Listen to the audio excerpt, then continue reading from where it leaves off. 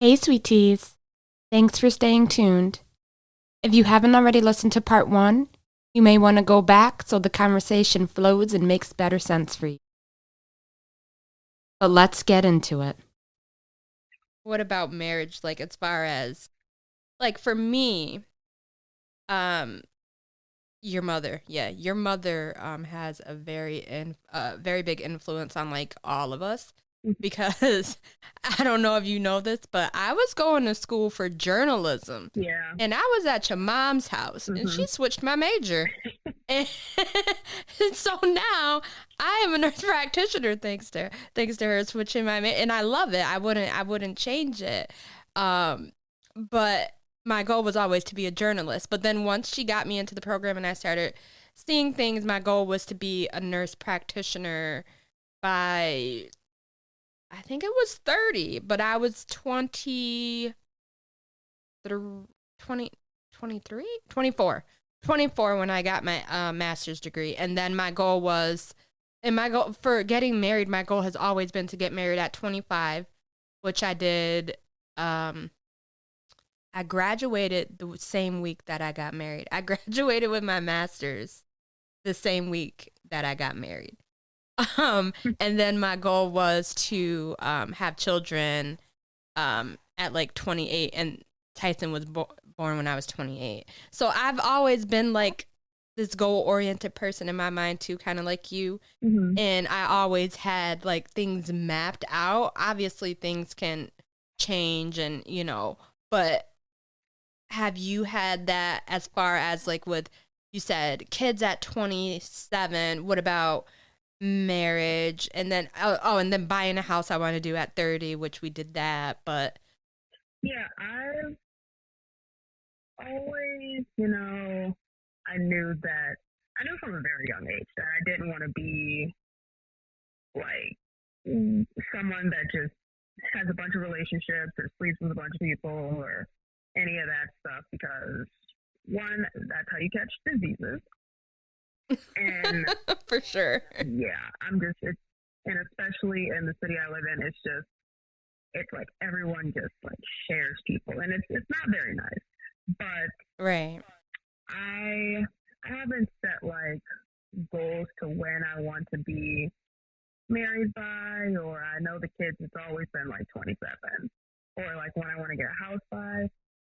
I feel Right. like I would know more of that stuff when I can actually find someone that has those same kind of goals. Because my dating range is it's wide. So my age dating range, I would say roughly 33 is the top that I would go. I push it Gotcha. to maybe 34 if he's actually a really good guy. But Gotcha. it's really, really hard to find someone in this small city. And I don't like to do long distance really because I've done it before for 3 years and it just wasn't fun. And I feel as if everyone is either the men are either damaged and just have been set in their ways for so long that it's going to take a therapist to get them out of it, or they have kids out of wedlock and they're not with the mother anymore. And that may not be a problem for some people, but I always say that I don't want to try and start my life with someone who already tried to start it with someone else. Like I want everything Mm. that we do to be the first time for us. I'm taking that quote, girl. Yeah, that is so true. And I was the same way too. I didn't want someone with kids because I didn't have kids, and me and Jesse did everything. Our first, hmm our first child, first marriage, last marriage. Let me just clarify that. But I totally get where you're coming from with that, and that makes a lot of sense when the way you worded it. I like the way you worded it. You don't want to start your life with someone who's already tried to start their life with someone else. That makes a lot of sense. Yeah, it just comes with a lot of baggage, I guess you can say. Like I would never treat someone's kids differently than my kids. Right. It's just, I'd rather just start everything fresh with someone. And yeah, like if they have kids or they don't have anything going for themselves, which doesn't mean like they're or like they don't have money or something, but they're just not goal oriented into like furthering their career. Like if you have a associate's or a bachelor's in business administration and you're just not doing anything with it, that's a problem. Right. Now, what if they wanted to switch, go back to school and change their major to something else? Would you be okay with that?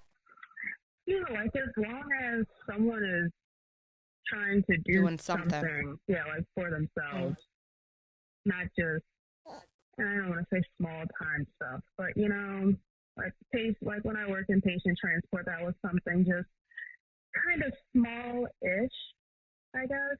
I still was just transporting patients wherever they needed to go inside the hospital, but I'm going back, and I didn't even need my associate's degree for that. I needed a high school diploma. But now I have my associate's and I'm going back to school, and there's like a supervisor position open, and they were asking me if I wanted to do it, and I'm like, and I only could do it if I had an associate's degree. So it's like someone needs them to like be on the same path of trying to build a foundation for themselves. That's what you I'm just doing. you have standards. Yeah, you're building for yourself, and you want somebody who's also going to be willing to build with you. That makes sense.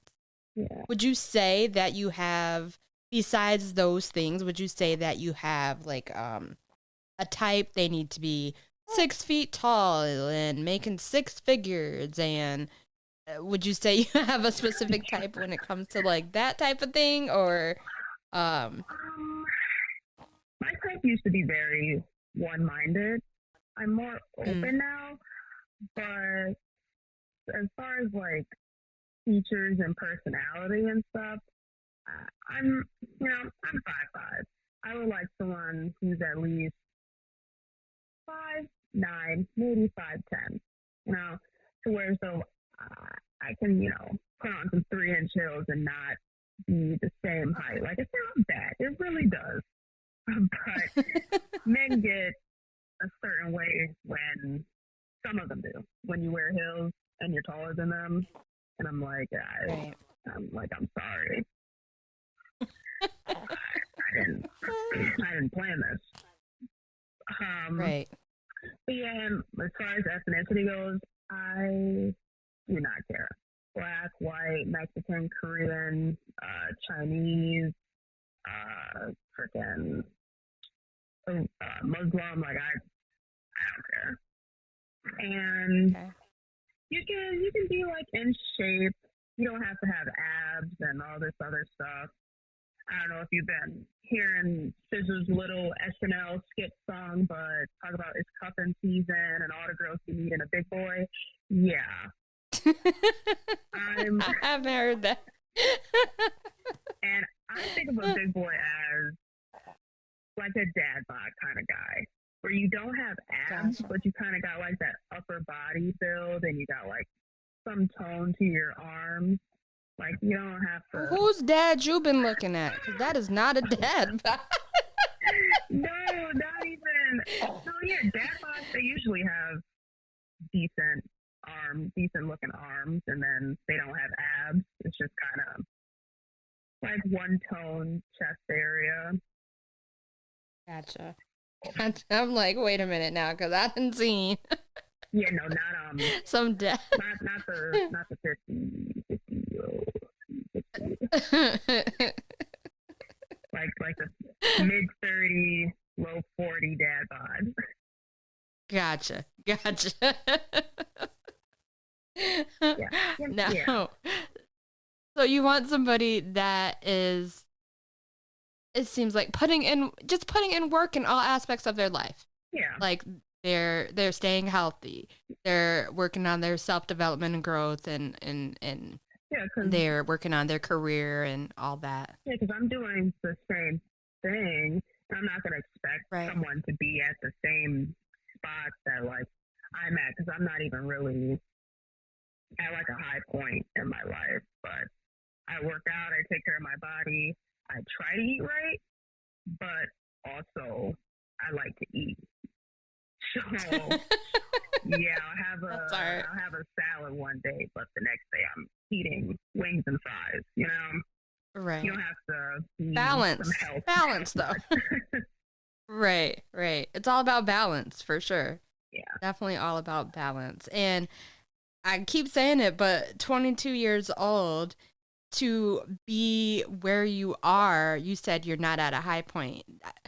You need to celebrate all your wins, because for your age, you're at a high point. There are a lot of women who are your age and they are still, not knowing what they want to do. They aren't out there getting experience for healthcare because they don't know what it is they want to do. They're not goal oriented. They don't know what type. They're looking for love, but they don't know. And so you're at a high point, I would say, for your age. So I would say, celebrate your wins. Don't overlook the things that you are accomplishing and the things that you are doing as just, part of the process, because you have to celebrate every step of the way before you even get to where you would consider a high point. So don't look at it like that. You for 22, girl, listen, you are doing it. You're like your cousin and your mother for sure. But you are definitely doing it, and you have a lot going for yourself. And then even to hear you speak, like, I know we talk and stuff, but to just hear you speak on here you're mature. You're very mature for your age. So, and keep doing what you're doing, but you're welcome, but don't, downplay anything that you're doing, because you're further than a lot of women your age. You have your associates and you're going back. Like, that's amazing. Yeah. That's definitely amazing. I think it has a lot to do with how I grew up. Like, I didn't go to city schools. I'm not saying city schools are bad or anything, but I went to a school where it was predominantly white, so it wasn't a lot of, don't want to say bad things, but there wasn't a lot of, it's a suburban school. Things are just nice, tight, clean, and, just kind of goal-oriented, college fairs, job fairs, sports are big just to keep you active and involved and stuff, and making friends and just being like people oriented. And my mom and dad just like growing up in the church as well. It's my parents say they did a pretty good job. They both sure. believe in me. My parents are super nice, and they only want the best for me, and they'll help me with whatever I need, which is why I'm pretty sure I grew up to be where I'm at. Right. Yeah, because, everybody's story is a little bit different too. So you were blessed to have, both parents in your life, and to have them encouraging you and pushing you and putting you in schools that were going to, nourish your mind and your education and keep you going. So that definitely, a lot does start at home for sure. And I was the same way, I guess. But mine became more of like, let me explain. Okay, so when I was younger in elementary school, I had both parents. And it wasn't until I think middle school that then I was only living with my mother. But when we lived in I lived in the 2-parent house, my dad would tell me, I don't remember if I was getting bad grades, but I do remember him saying, hey, get straight A's. I'll give you $10 an A. Mm-hmm. $10 an A. And I'm like, 7 or 8. Boy. Mhm. All right. So then I started bringing straight A's home. He's like, all right, so we going to cut it down to $5 an A because you're bringing too many A's home. But that has always like stuck and lived in my head, that for years, even up until it was right before I wrote my book. The reason I finished my book was because I told my dad I'm going to finish it by October. And then I'm like, shoot, I just told him I'm going to finish it by October. Now I have to finish it by October because in my head, I'm still hearing, hey, bring home straight A's. Hey, you're doing a great job. Hey, from my dad. And I'm 30 something. And I always had the need to make him be proud of me in a way, which that is where I say it became a burden because it's like, damn, like I'm a grown woman and I'm still trying to please my dad and the things that I'm doing and the accomplishments and goals. So it was just, I had to get out of that mindset and start doing things for me, knowing that he was going to love me anyways. He's going to be proud of me anyways. Yeah. But I grew up from that same, that two parents pushing and then my mom pushing, and I was always like that type of person to stay in the house and read books while everybody was outside playing and and that sort of thing. So I totally get that. It definitely starts at home, where the foundation of it starts at home, and then where you want to go depends on what you want to do when you're older. But I definitely think everything kind of starts at home. And a lot of women, may not. Again, another podcast I just recorded today. A lot of women may not come from that type of household. So no fault to them, but they may not have those same tools that they can pull out their back pocket to know which way to go, or have that guidance to know how to move and which way to go. So I would say you and me were both definitely blessed to have that growing up. Yeah, definitely. For sure. Definitely plays into who you end up being with in the future too, and what you like look for in people. And like girls, I guess they may not know it like subconsciously sometimes, right? But like they may look for a man that does things, that do things for them, how their father like treated them and everything. Like growing up, my dad literally spoiled me, and he still does. And just like, if I need something fixed with my car, he'll either fix it or he'll make an appointment for me to get it fixed. Or if there's something wrong in the house, he'll come and tend to the needs. And that's kind of what I guess I look for in a partner. And I don't want to say someone that takes care of me, but just someone that plays his part as a man. Yeah. Put it. Yeah, just take care of simple things. Someone that's gonna treat me right, because I mean, that's what I had as a child. So that's what I expect from a man, whoever I date. And you're not in a mindset where you feel like you don't need a man because you're independent and can do these things on your own, right? You feel like, you have your father helping you with things, and then you want to see some of those characteristics in your partner. Like, I don't want to get up on a ladder to change a light bulb. My husband's 6'4". He can change the light bulb. You know what I mean? So you want to look for those types of things. Just those simple things. I don't want to change a tire because that's manly. Like, I don't want to do that. So, husband, where are you? Like, yeah, like my dad's a mechanic, and all of his kids pretty much know how to do simple things with the car. I'm the one that does not. So I can put some windshield wiper fluid in there, I put gas in my car. But right.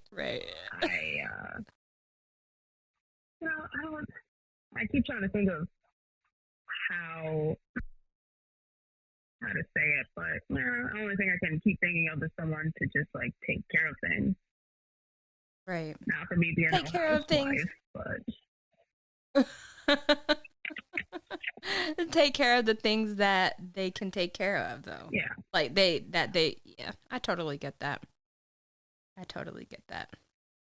Like you don't have to know how to fix a sink. You can make an attempt. If you can't do it, then we'll call a plumber. Like, for sure. yeah. Oh man. Girls just, I don't want to not focus on yourself, but do focus on yourself and your needs before you try and date someone seriously, because depending on someone else for your happiness is honestly the worst thing you could do, because not everyone's going to stay in your life forever. So once they leave, or if they leave, if they were what was bringing you happiness, you're going to be sad when they leave. So you shouldn't depend on someone else to make you happy, or all that other stuff. Just depends. Just get it together inside before trying to date someone, because you never know the outcomes, and you don't really want to end up all heartbroken doing the same thing. Yeah, that's another thing my coworker told me, because she knows about some of my dating life. She said, don't expect different results from doing the same thing. And that's true. I was like, yeah, you're right. Because I just kept, that's true. When you keep doing the same things, like either letting someone talk to you a certain way, or put their hands on you, or going all day without texting you, or like disrespecting you, like just letting things that you don't like happen over and over again without doing something about it, you're just going to keep getting the same results. Like if you don't study for a test, you're going to get the same results. Exactly. That's a perfect way to put it. Exactly. And I always say too, like, to the ladies, become the woman of your dreams first, before you become the woman of anyone else's. Like, do the things that are going to make you feel good about yourself. Develop yourself. Grow your mind. Educate yourself. I've started creating a library because I read so much. I put shelves up in this room in my office because I'm like, there's books like everywhere around the house. I need like a spot, but there's just, when you think you know everything, there's still something else to learn. Like even in life, like I learned so much from like reading and watching documentaries and that sort of thing. And even though I'm married, I'm still learning and growing and trying to be even a better woman for myself, my husband, my children. But I still feel like I have work to do. It's not over just because I got the man now and I settled down. I am still working to become even better than I was yesterday. And it's funny because I tell my mom all the time. She'll call and be like, "Hey, Taff, what you doing?" I'm like, "You realize I'm not the Taff you knew yesterday." She's like, "Here we go again." I'm like, "For real, I'm changing every day." And it's true. Just, I want to become, even better, a better wife, a better mother, a better woman for myself. So I'm always working on that. So before you become the woman of his dreams, become the woman of your own first. Yeah, there's always room to grow in life. Nonstop. So when you think you're done, you're probably not. You can do something else. You're probably yep. For sure. There's always something. The world is just, all the resources are at our fingertips. We got internet and social media and Audible and I don't go to the library. I buy my books from Amazon, but we have all these resources. So why not use them to become who we want to become and have no regrets? No regrets. All right, sweet teas, that is all for now. Don't forget to hit that subscribe button. Hit the notification bell to never miss anything Tea and Talk. Like and comment below. And until next time, love and light.